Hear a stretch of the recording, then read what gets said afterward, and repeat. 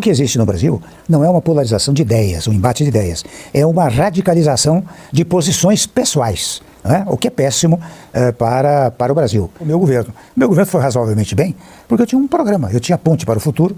Então a queda dos juros estava lá, a recuperação do PIB estava lá, a queda da taxa Selic estava lá. Ex-presidente, muito obrigada pela entrevista. Muito prazer, com muito gosto, Rafaela. Ex-presidente, a gente acompanha um momento do Brasil em que se fala muito sobre radicalização, sobre dúvidas em relação aos rumos econômicos do país e também incertezas sobre o futuro, né? Questão dos poderes cruzando algumas linhas. Como é que o senhor avalia o atual momento? O Brasil tem uma boa condução? Olha, eu acho o seguinte, há alguns equívocos na condução atual. O primeiro deles, você mencionou polarização, e eu sempre digo que polarizar ideias, não é? Discutir ideias, discutir sistemas, discutir programas é extremamente útil para o país, porque a democracia é isso, é um embate de ideias. O que existe no Brasil não é uma polarização de ideias, um embate de ideias, é uma radicalização de posições pessoais, não é? O que é péssimo para o Brasil.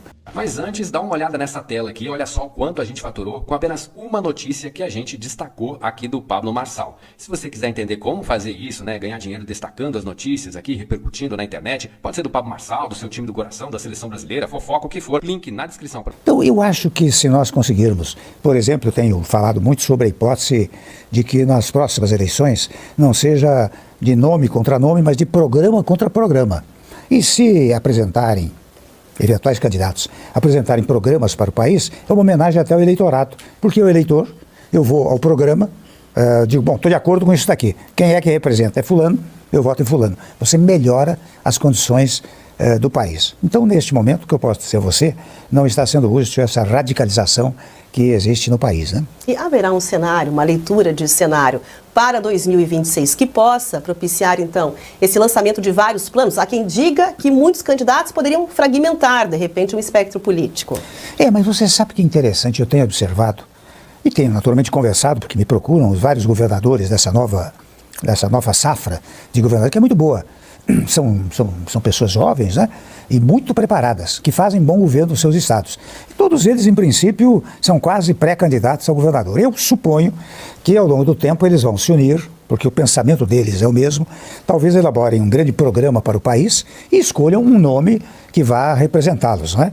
Como de outra parte, olha, veja bem como seria útil se você tiver um grupo dessa natureza, depois tiver um grupo aqui que também apresente um programa e um grupo aqui que apresente outro programa. São 3 programas para o país. Imaginou você, eleitora, Rafaela, podendo escolher entre programas e não entre nomes? Seria uma evolução estupenda no nosso país. Acho que há condições para isso. Nossa. Acho que a pregação é importante. O que nós estamos fazendo aqui, de alguma maneira, é pregar essas ideias, né? O senhor, inclusive, já conversou de forma particular e com muitos desses nomes que se apresentam. Claro que eu tenho que perguntar do nome do Paraná, do Ratinho Júnior, e como o senhor vê essa viabilidade para que ele se torne um candidato à presidência da República eventualmente. Olha, eu conversei, como você lembra bem, os governadores muito delicadamente me procuraram para pedir conselhos, etc. Evidentemente que eu dizia a eles, e foram 5 que me procuraram, né? Eu disse, olha, vocês sabem mais do que eu. Agora, o que eu acho é que vocês poderiam formular um programa para o país. O Brasil carece, fala de projeto. Você, no sistema atual, você não sabe qual é o projeto do governo. E eu aqui recordo o meu governo. O meu governo foi razoavelmente bem, porque eu tinha um programa, eu tinha ponte para o futuro. Então a queda dos juros estava lá, a recuperação do PIB estava lá, a queda da taxa Selic estava lá, a reforma trabalhista, a reforma da Previdência, não é? A recuperação das estatais estava lá no meu programa. E olha, foi 2 anos e meio de governo. Quem assumir agora vai ter 4 anos, no mínimo. Então eu acho que há a possibilidade de oferecer um programa que seja convincente para o eleitorado. E, volto a dizer, seria uma maneira de elevar o debate político no país, né? O senhor respondeu muito diplomaticamente, mas vou pôr uma pimenta aqui na nossa conversa. Os nomes, eventualmente, né, como eu mencionei aqui, do Ratinho Júnior, por enquanto, o senhor prefere não mencionar ou tem alguma avaliação sobre como vem essa costura? Olha, eu acho o seguinte, bom, primeiro não houve exatamente, digamos, pretensiosamente, uma costura. O que aconteceu foi que cada governador me procurou em momentos distintos. O primeiro até foi o Ratinho Júnior lá do Paraná, né? Procurou. Depois o Caiado conversou comigo, depois o Zema, depois o Tarcísio, depois o Eduardo Leite, e depois estive aqui em Mato Grosso do Sul com o Riedel, que estava muito entusiasmado com essa ideia dos governadores terem um programa, né? Eu não sei se se consegue isso, porque há uma questão muito pessoal aí de cada governador. Eu não sei se eles estão dispostos a fazer uma coisa coletiva. A única coisa que eu acho é que seria útil para o eleitorado e útil para o país, se eles chegarem a isso. E olha, vou dizer a você, qualquer deles, pelo governo muito útil, como faz aqui o governador de Santa Catarina, o governador Jorginho, né? Eu acho que todos eles têm condições para dirigir o país. Vai depender das circunstâncias eleitorais e do convencimento que tenham entre eles. Porque se eles estiverem unidos, vai ser uma força extraordinária. Né? E a partir do momento em que começou essas conversas, naturalmente, o senhor é procurado por ser um ex-presidente de muito prestígio, ter, né, a leitura de ser um grande conselheiro e conciliador.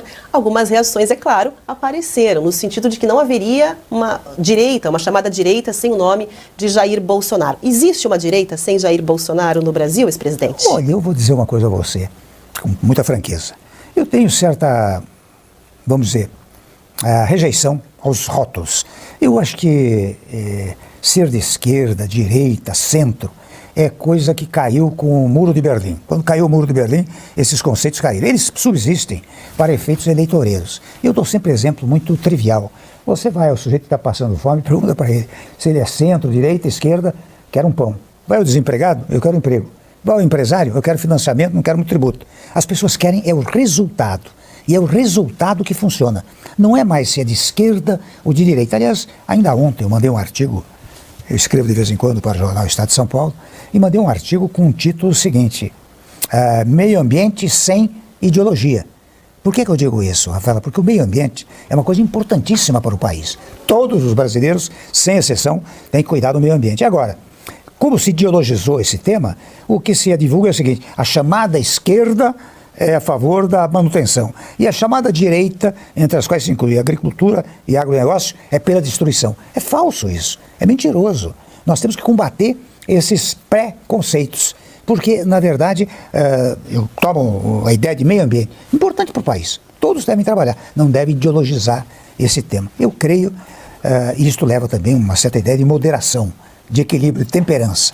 E eu acho que o país está começando a se preparar para que em 2026 a moderação prevaleça ao invés da radicalização. Nós temos hoje em andamento, inclusive, um dos capítulos, né, de um julgamento importantíssimo, que se fala, pode ter aí reflexos, inclusive, para o momento futuro do país em termos eleitorais. O senhor foi dito que teria aconselhado, inclusive, Jair Bolsonaro em relação à postura diante do ministro Alexandre de Moraes, que, aliás, foi uma indicação do senhor, inclusive, ao Supremo Tribunal Federal. Como é que o senhor vê os reflexos possíveis desse julgamento para o país? Bom, eu acho o seguinte, eu não, evidentemente, não conheço os autos, né, não sei quais são as provas, não é, mas quando, e de fato, ocorreu isso, eu só cheguei a dizer, porque isso foi para a imprensa, daí é que eu pude falar a respeito. Mas ele me procurou, muito delicadamente, para pedir conselhos. Eu disse, olha, você precisa ser humilde, não é? Não ser agressivo, porque não vai te ajudar. E ele, de fato, foi muito humilde.